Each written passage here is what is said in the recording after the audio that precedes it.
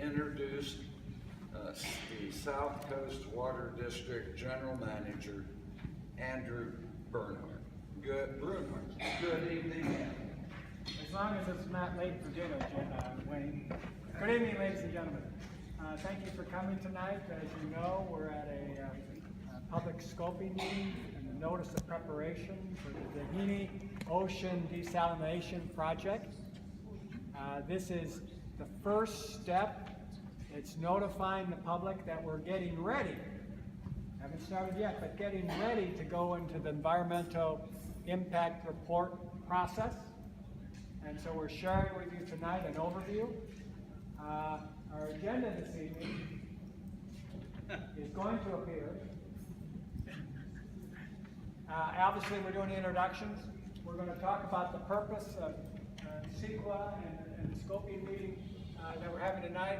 Talk just a little briefly, history, real quick, about South Coast Water District. Talk about the project history, which has been going on since 2003. Talk about the project description, the Ocean Desal project description itself, environmental issues, the SCWD schedule, and then we're going to have some Q&A opportunity at the end. My job is to introduce our team. And so you know who I am. Rick Shintaku, our chief engineer, is in back. He's our, obviously, chief engineer technical guy. We also went through a competitive process as we, the district, was looking for a program manager with actual desalination experience. And at the end of the day, in a competitive process, we selected, and our program manager is GHD, a firm. If you Google them pretty quickly, you'd see worldwide experience in desalination, including Australia. And our program manager, project manager in person is Mark Donovan, who is going to chat a little bit about the project today. And then GHD has subcontracted the SCWD part, the environmental impact part, and our SCWD expert is Kevin Thomas, right there from Kimberly Horn, and he's going to kick off the briefing talking about the SCWD process. Mark is going to talk about the project itself. And so I'm going to turn it over to the experts. And once again, thank you for coming. You only be here at about 1:30 in the morning, so enjoy yourselves. Over to you, Kevin. Thank you, Andy. So if it's okay with everyone, we're not going to use the mic. Hopefully I'm projecting well enough. I'm going to stand here so you can see the screen. So again, my name is Kevin Thomas with Kimberly Horn, working with GHD in the district on the environmental impact report process. Just for those of you that aren't familiar maybe with SCWD, the California Environmental Quality Act. So that's a process the state of California has for a public disclosure process to evaluate the impacts of proposed projects. We are very early in that SCWD process here tonight. There's a schedule over here and an information station for the SCWD process that after this brief presentation, we can talk more about that process. The purpose for tonight is not to do kind of a Q&A from the audience, and it's really for us to present the project to you. I'll present the environmental process to you. Mark Donovan will give you an overview of the actual project itself. And then when this presentation is done, we're going to basically break into some informal workstations over there to answer your questions on a more personal level. There's a SCWD workstation, there's a project description workstation, and there's a workstation for the district in kind of terms of its water supply portfolio, its history, what's it doing in conservation, recycling, and those questions will be on that table. Just a couple housekeeping items. You probably figured this out, but on the way in, the restrooms are straight across the hall.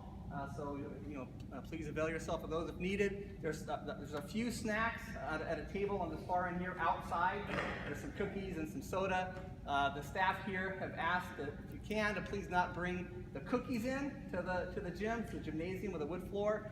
The water bottles are fine, so please observe that. And then, not only are we taking your comments on the comment cards here. There's a comment card at each of those stations. There's a 8.5 by 11 piece of paper for you to write down your comments tonight. Feel free to do so, and then to mail it into the district.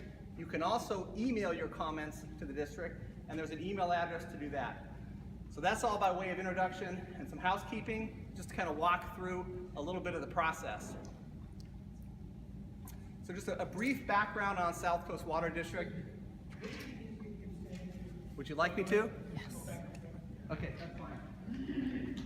I need to read that as I do that, so that's all right. So a brief background on the South Coast Water District. And again, if you have questions, there's members from the district team here can answer in more detail. Created in 1932, served by a 5-member board of directors. Sandy, or Debbie, you there? There we go. The district serves about 40,000 residents, about 1,000 businesses, approximately 2 million annual visitors, providing water and wastewater service to the communities of Dana Point, South Laguna, and then areas of San Clemente and San Juan Capistrano. Just to kind of give you a perspective of where we are today for South Coast Water District, MODOC's 2015 supply, and this was from the, I believe, the 2010 Urban Water Management Plan, is approximately, and Carl's here, you can correct us if we're too far off, roughly 43% imported water, 46% groundwater, a little bit of surface water, and 10% recycled water. That's MODOC, the regional wholesaler for Orange County. South Coast Water District's current water supply, because the groundwater recovery facility is currently shut down, 85% of South Coast Water District's water is currently coming from MODOC. Then a small percentage from groundwater, and about 13% from reclaimed water, recycled water. So the district, South Coast Water, like every water agency in Southern California, is aggressively working on a variety of diversifying its water supply portfolio program, including conservation, groundwater recovery, and recycled water. For conservation, the district is able to achieve a 26% reduction from June 2015 to February 2016, in addition to an ongoing landscape efficiency program. The district does have a groundwater recovery facility, but as I mentioned, because of stress in the groundwater basin, that facility is currently shut down. And then the district is continuing to pursue recycled water. Again, at the district workstation here after our presentation, I think Rick Shintaku or Andy can tell you more about kind of what the district's doing for the recycled water program. But that includes Aliso Creek Runoff Recovery and Reuse Project and expanding its current recycled water system. So now, just to kind of where the district's trying to head with the desalination program. And these graphs are projected water supply. These numbers are approximate. The district's currently going through an update to its urban water management plan. But in year 2035, without any desalination, the district would be projecting approximately 65% of its water coming from MODOC, about 17% groundwater, and 18% recycled water. In year 2035, with phase 1 of this project, and Mark will tell you more about that in a moment, but phase 1 is 4 to 5 MGD. The ultimate facility is up to 15 MGD. So for phase 1 of the project, that would allow South Coast Water to be independent, water reliable on desal up to about 77% of its water demand, including a small amount of groundwater, which is assuming that the basin is still under stress, and about 18% recycled water. Again, Rick and Andy can tell you more about the kind of basis for that in the future. If you can let us go through the presentation, then we can do the questions after we finish. If you wouldn't mind, thank you.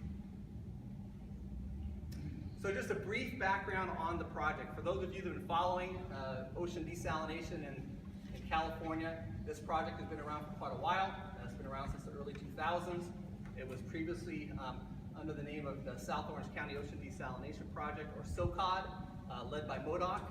South Coast Water continues to partner and coordinate with MODOC on the Doheny Ocean Desalination Project. It is essentially the same project, just now led by South Coast Water. There have been a number of engineering studies, feasibility studies, water reliability studies, looking at how to balance the portfolio with system redundancy and dealing with seismic issues. As you probably know or may know, from 2008 to 2013, the district successfully implemented a slant test well pilot program and extended pump test program. So an actual slant well was installed, and Mark will explain that in a little more, what a slant well.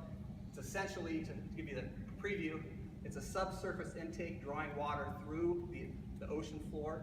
And the district installed a test well to demonstrate the feasibility of that technology. That was successfully completed. The MODOC is currently working with the district on continuing work, MWD Foundational Action Funding Program, to look at continuing feasibility of the ocean desalination project. And the current effort, the full-scale Doheny Ocean Desalination Project, this work effort was initiated fall of last year by the district, with retaining GHD as a program manager, and then we initiated the NOP process early this year. Mark will give you an overview kind of the purpose and need for the project, the objectives, and then walk through some technical details. Thank you, Kevin.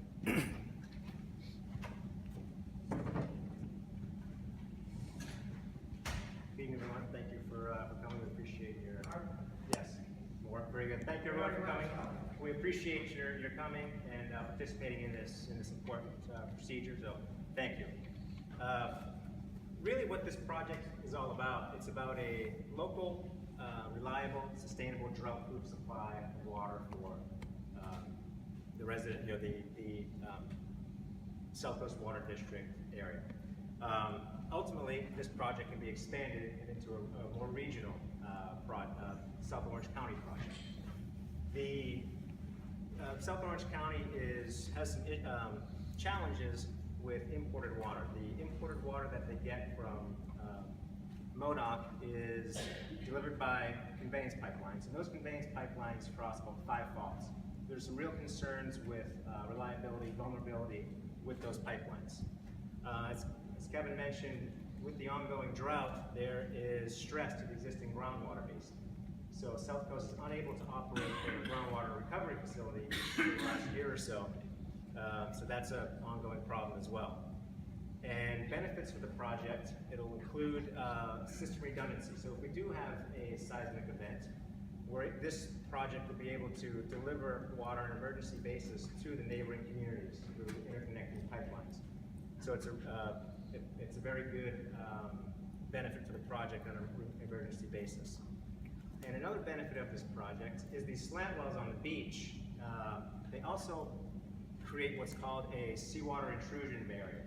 So over time, if no project was built at all, ocean water would slowly infiltrate inland and make the San Juan Basin much saltier.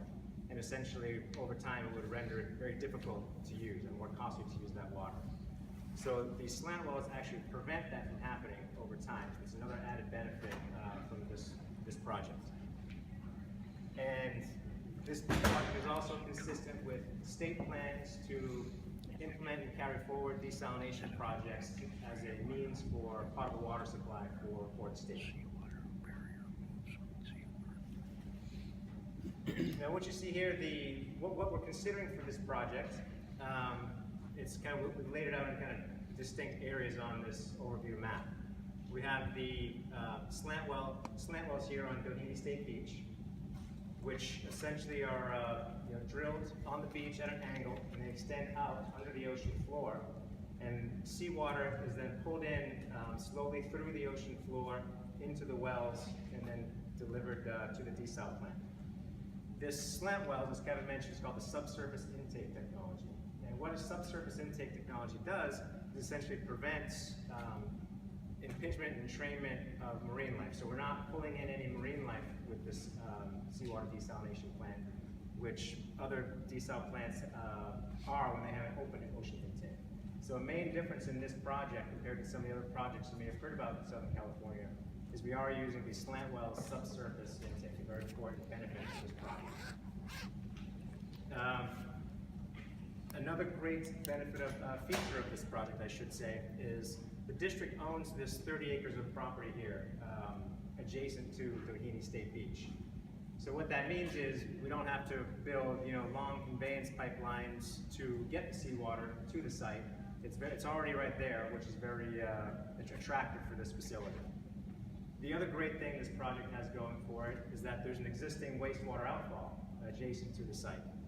This dark black line here shows the Sockwa outfall, which takes wastewater from the J.B. Latham wastewater treatment plant and other regional wastewater treatment plants and sends the wastewater 2 miles offshore out into the ocean.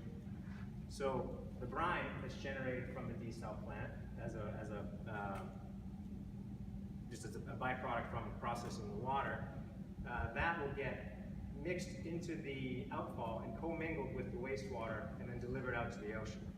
And that is another key feature for this project. The California Ocean Plan has recently been amended with some pretty important and significant recommendations. One of those recommendations is the preferred use of subsurface intake wells or subsurface systems, which these intake wells are, and also the preferred method for brine disposal is through a wastewater outfall. So we are ticking both those boxes with respect to the Ocean Plan recommendations. So that's a very good feature for this project as well. And then the other great thing about this project is that we have local distribution piping, so we produce the water, and then we're able to deliver it to the customers right there through existing infrastructure adjacent to the site. But also, there are regional transmission lines that cross this property. So we're able to also deliver it regionally when this project becomes expanded. So a regional project, or in case of emergency, we can deliver it to neighboring communities as well. Unlike other projects in California that you may be aware of had to build very expensive conveyance pipelines, this project does not have that feature associated with it. It's a very good benefit of this project. And then what we're planning now is a phase, what we're calling a phase 1 project, so about 4 to 5 MGD of product water. And ultimately, this site could support about a 15 MGD plant. So other project stakeholders could come in the future, and we could make this a regional plant as well.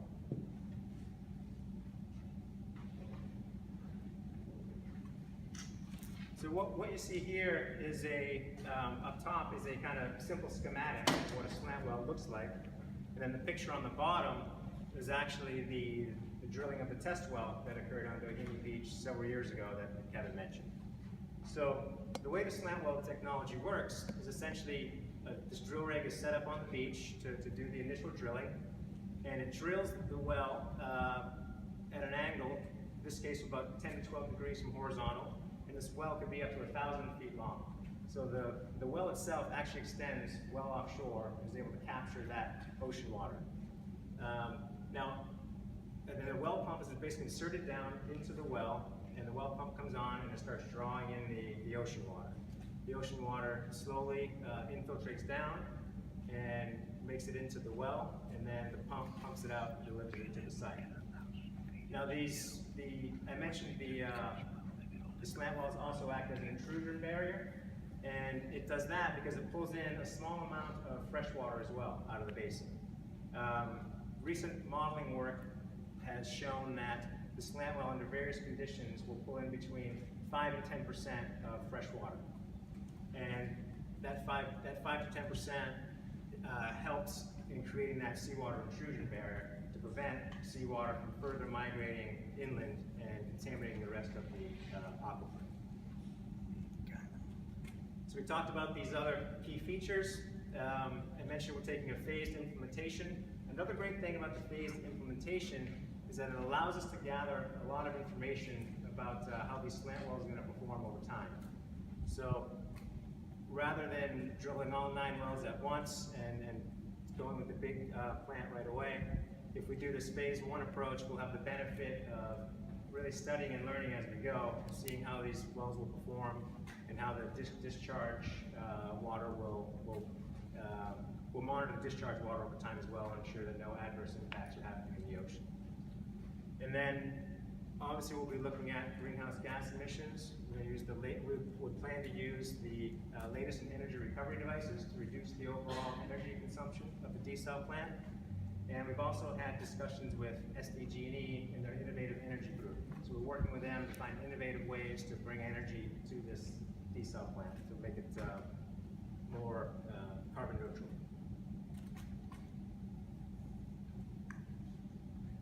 So as part of this CEQA process, Andy mentioned that we're kind of doing things in parallel. We're also going through some preliminary conceptual design of the plant. And what you see here is the conceptual plant layout, which is focused on the south side of the district property. We're also investigating building the plant on the northern side of the property, but what you see here is for the south side. And essentially what this is you see some different colors here, the blue and the aqua and the white. That represents the phasing of the project. So raw water will essentially come in down this area of the plant and go through some pre-treatment steps and before it's ready to be sent to the reverse osmosis system.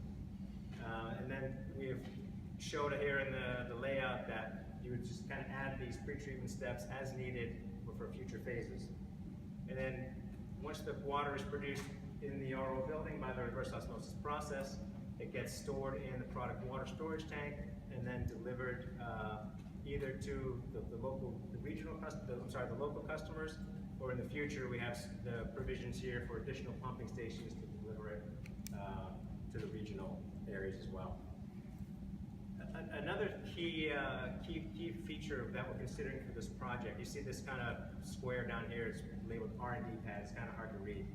But the district has great vision, and they see this facility as being a place to test new desalination technologies in the future and really be at the forefront of desalination, reuse, lots of different membrane-related technologies.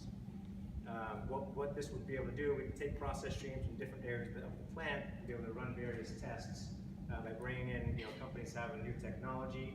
We'd love to have them come and test it out and use it as a proving ground, so to speak. Really help grow the water treatment industry forward. We'll go back. Say, Mark. Yes. Is that design locked in, or is that a first concept? No, very much conceptual at this point. Yeah. So we're looking at, this is one type of layout that we're considering in one area of the district property. It's a conceptual design that we're looking at right now. And with that, I'll hand it back to Kevin. Can your RO keep up with the 15 MGD? Yeah, it would be phased we do that in phases to make sure we could do that. So if I could just maybe build off that dialogue right there. So it is important, for those of you familiar with the CEQA process, this will be a programmatic EIR. So this EIR that the district will be initiating will address the phase 1 project in as much detail as we can, construction level. It'll also address the full scale 15 MGD, but evaluating multiple options and alignments. So it'll be looking at different conveyance alignments for the raw water going to plant, different desalination plant sites within the district property, and different seasonal scenarios that should be considered. So it'll be a programmatic EIR looking at all the different options, as well as a phase 1 specific EIR. And again, the EIR will be comprehensive. Look, this is just a partial listing of the topics that a program EIR will be addressing. For each of these, for most of them, there'll be a technical study supporting the document or the topic. Those technical studies have been initiated, but I think as Mark said, we're very early in the EIR process now. We sent the notice of preparation out early, intentionally. So we want we're looking for your input. We're talking to other stakeholders. We're talking to regulators. We want to build that feedback into the process. So as I mentioned earlier, there's comment cards on the stations over here, as well as you can email any comments to the district. We definitely do want that input, and we'll factor that into the environmental impact report process. This is a preliminary schedule. For those, again, familiar with the EIR process, things do tend to change over time. Our current schedule, we are right here, very early in the CEQA process. We are currently planning on releasing the draft EIR basically in mid-summer, roughly mid-August, for a 45-day public review period, and currently planning on having the South Coast Water District Board of Directors consider the EIR and the project basically toward the end of the year. There'll be additional opportunities for comment. You'll see further notices in the paper. If you did not get the NOP directly, That means we don't have your contact information. So if you can fill out a comment card or leave your information with Mark or myself, we'll be sure that you are directly noticed on any future project-related CEQA meeting. There'll be a public comment meeting during the 45-day public review period. That's not required by CEQA, but the district is really doing its best to go above and beyond what's required to get public input. And then again, any comments received on the draft EIR, the district will be responding to those. You'll see the proposed final EIR with all the responses to comments, and that'll be available to review before the final EIR is considered by the board. And then after the final EIR is certified, if that's what the district board elects to do and approves the project, then we would continue basically a process with working with the different regulatory agencies for the various permits and approvals that would be required. So again, just for those of you that have not seen the NOP, we have actually extra copies of the notice of preparation. They're on the CEQA table in the back. If for some reason we ran out, just contact me or Mark. We can send you one. There's one on the district website. And again, you can either send your comments in writing at this address here using the comment card, or you can write your own letter, or you can email comments to this email address here. And with that, I know you might all have different questions. What we'd like to do is, we've got an hour and a half, as much time as you'd like, and then. Can I ask one general question before we break up rooms? Let me close the process here, if I could, and I actually need to turn it back to the board, I believe, Andy. This is a board meeting. I just want to explain the process after we finish this public meeting. The PowerPoint is already posted on the district website, but if you have additional questions that you can't get an answer to tonight, we want to answer those questions. Feel free to contact myself or Mark or Andy or Rick. But the workstations we have here are kind of broken up by topic. It's very informal. There's comment cards at each workstation. So there's a workstation here that Rick is sitting at for information on the district, what the district's doing in terms of its water supply portfolio. There's a project description workstation that Mark will be at. We want technical questions on the project. And then there's a CEQA workstation that I'll be at, just if you have questions on the process, the types of technical studies we're doing, timing, alternatives, cumulative impacts, and that sort of thing. Andy, I think at this point I should turn it back over to you, and you can decide what to do with the board meeting.